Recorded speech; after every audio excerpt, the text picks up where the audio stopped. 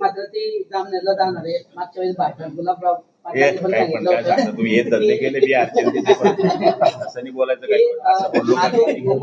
एवढे लोक ऐकणार होते तिथे, कलेक्टर साहेब होते असं बोललो का मी? काही पण काय सांगता? प्रकल्प जळगावला येणार होता जामनेर. नाही त्याला पाणी लागतं. आता माझ्याकडे वाघूर धरण आहे. वाघूर धरणापासून माझी MIDC 2000 आपल्या एकरची झालेली आहे. तिथे रस्ते झाले, वीज झाली, पाण्याची टाकी झालेली आहे आणि जिथून MIDC पासून बरोबर 1.5 किलोमीटरवर त्या ठिकाणी धरण आहे. त्यामुळे त्यांना ती जागा आवडलेली आहे, कारण त्याला पाणी जवळ लागतं आणि म्हणून त्यांनी ती जागा निवड केलेली आहे. जळगावमध्ये कुठे याच्यावर चर्चा सुद्धा झालेली आहे की तिथे कोका-कोला येणार आहे म्हणून.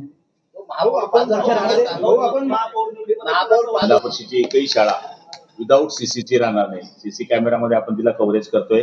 त्याचप्रमाणे ज्या प्रमुख शाळा आहे, ज्याला केंद्र शाळा म्हणतो, अशा केंद्र शाळेंना आपण क्रीडांगण आणि त्याचबरोबर क्रीडा साहित्य या ठिकाणी आपण प्रत्येक शाळेला जवळपास 150च्या आसपास शाळेंना आपण ते काम करतोय. 30-54, 50-54 हे नेहमीच शेड आहे आपले, त्याच्यामध्ये आपण रस्ते करत असतो.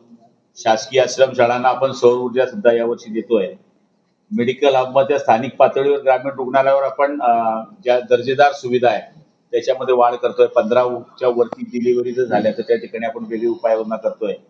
जिल्ह्यामध्ये आता आम्ही सगळ्या आदरणीय मंत्री महोदय असतील किंवा आदरणीय आमदार महोदय म्हणजे मंगेशदादा असतील किंवा चंदू अण्णा असतील किंवा किशोरप्पा असेल, पण सगळ्या आमदारांची मागणी होती की महिलांमध्ये जे कॅन्सरचं प्रमाण जास्त वाढलेलं आहे त्याच्याकरता जळगाव जिल्ह्यामध्ये 2 मेमोरियलच्या गाड्या आपण देतोय, ज्याच्यामुळे महिलांचा कॅन्सरचा तपासणीचा कार्यक्रम आपण जळगाव जिल्ह्यामध्ये सुरू करणार आहोत. असे वेगवेगळे या ठिकाणी निर्णय आज घेण्यात आलेले. मग पोलीस यंत्रणेच्या बाबतीमध्ये असतील, इतर कोणत्या गोष्टीचे कामं असतील